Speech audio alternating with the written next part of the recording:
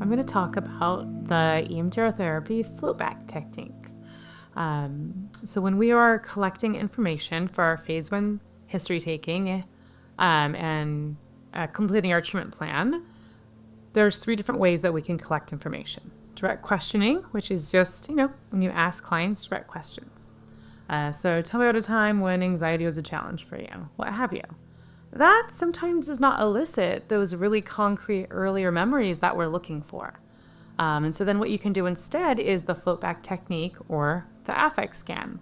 These are 2 very similar techniques. The only difference is the affect scan, you don't have that negative cognition. Okay?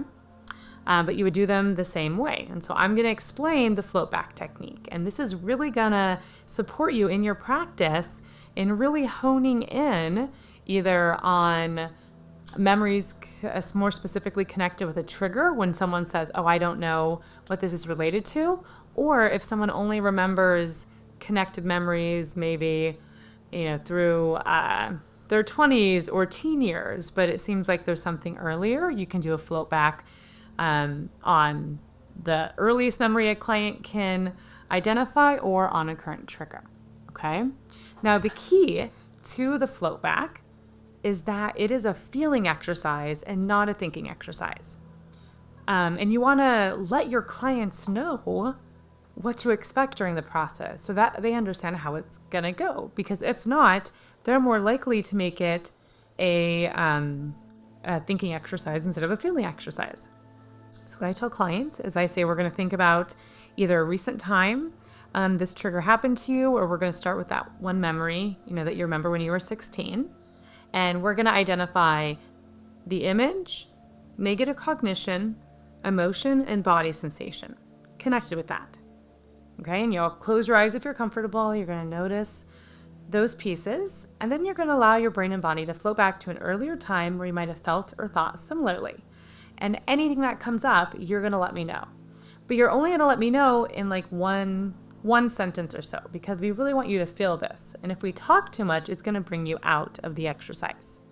So you have your eyes closed, you'll float back, and you'll say, oh, I remember this one time when I was 10.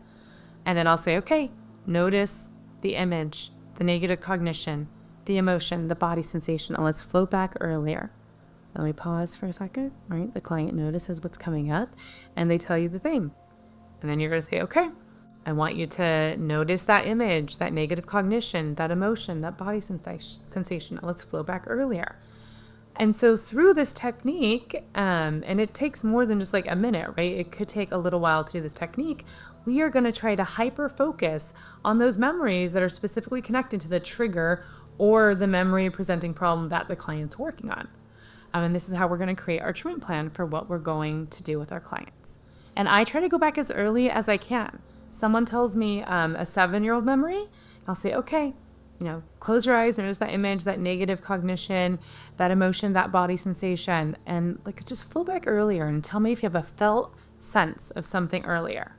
And I let clients know sometimes this could be a memory you heard about your birth. This might be a family history memory you heard about, something that happened to your parents or your grandparents. And we can actually reprocess those memories. Okay? And so floatback is not just like a quick 2-minute exercise. It's a real feeling exercise. And we want to get our clients into their body. We don't want them to talk too much. Okay? And we are going to pair, that recent experience of a trigger or a memory and have them identify those 4 components. And then float back as early as we can to collect all those memories. And any memory that's charged, that has that's landing on our 0 to 10 SUD score, subjective units of disturbance, are going to be memories that we then put in our treatment plan and work on.